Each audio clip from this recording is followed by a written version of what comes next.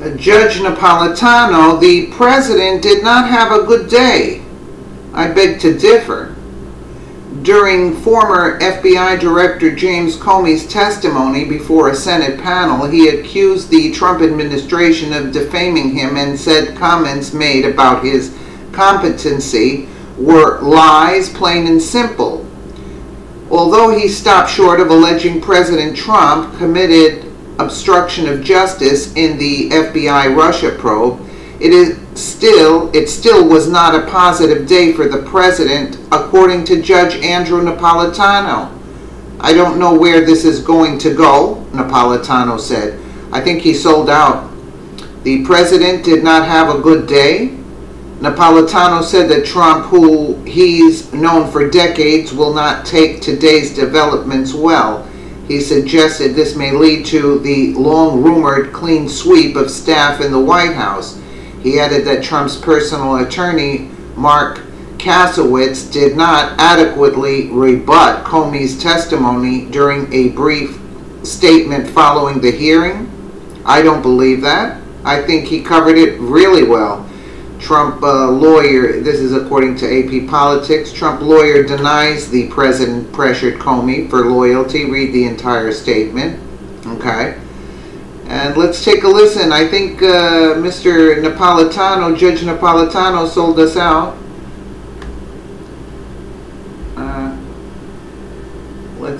Let's listen here. The former National Security Advisor Michael Flynn. Comey testified that the president said, "I hope you can let this go."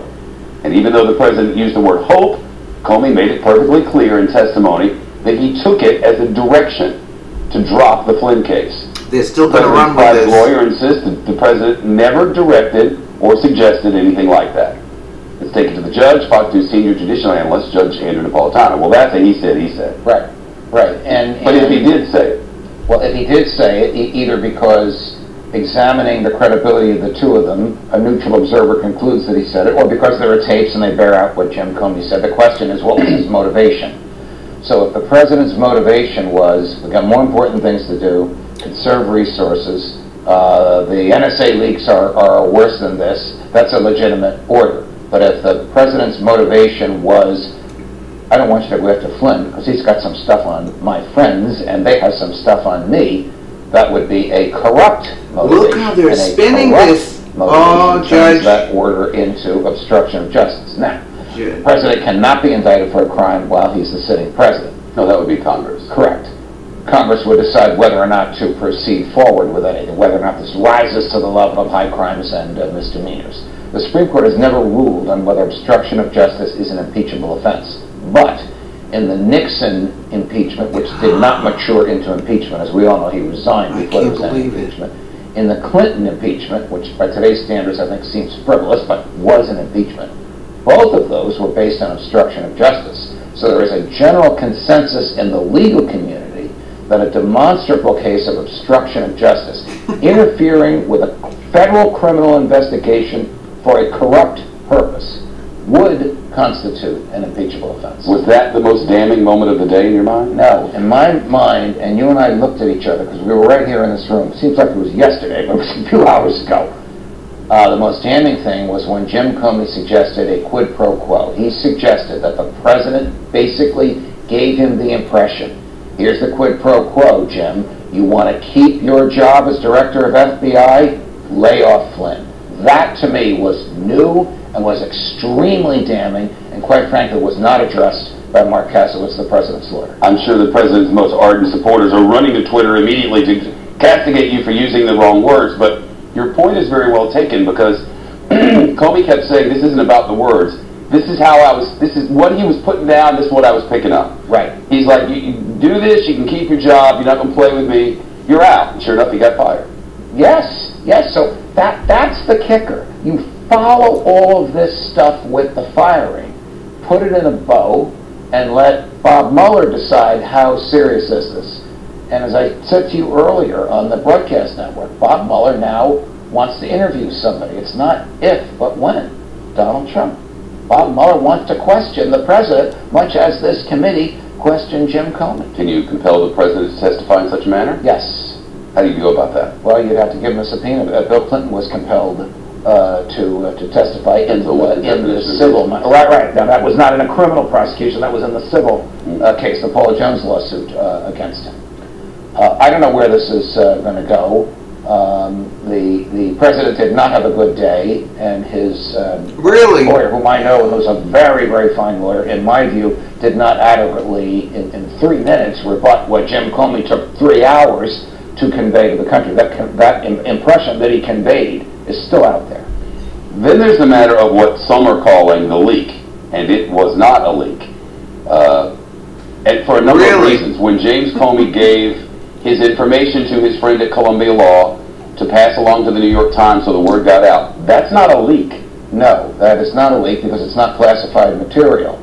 And he's not a government employee. He's not a government employee. Comey's not a government employee. The professor's not a government employee.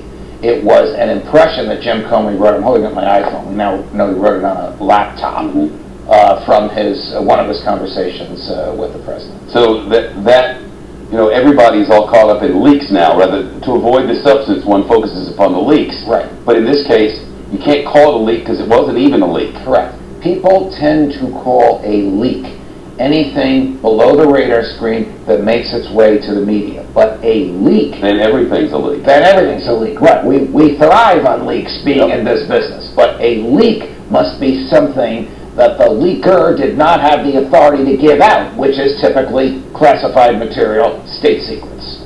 You used to visit with the president before he was the president. I don't... you know him pretty well. You've known him for decades. Right. How's he going to take this day? Not well.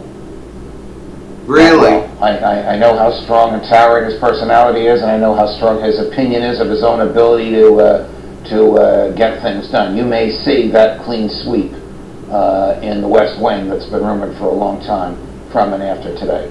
You talking Sean Spicer? Well, I know Jeff Sessions. Yeah, well, that was a shock too, to learn 3 days ago that his strongest supporter, his longest time supporter, his first supporter amongst Republicans in the U.S. Senate, a person he probably talked to about becoming Attorney General a long time ago, is so disgusted with the way things are going that he offered to resign, and the president rejected the offer. He didn't like that Jeff Sessions recused himself from this investigation, though by every legal standard he had no choice. It's a decision that only he can make. He can undo it today. A hard and fast recusal, but that would cause the president even more political case. I think Judge Napolitano is not correct here, because there was no Russian investigation on Trump, and Comey said that. But he didn't say it to the media that there was no Russian investigation into Trump. This is all bullcrap, and I think Judge Napolitano sold us out. Let us know what you think in the comments below, and thank you so much for watching.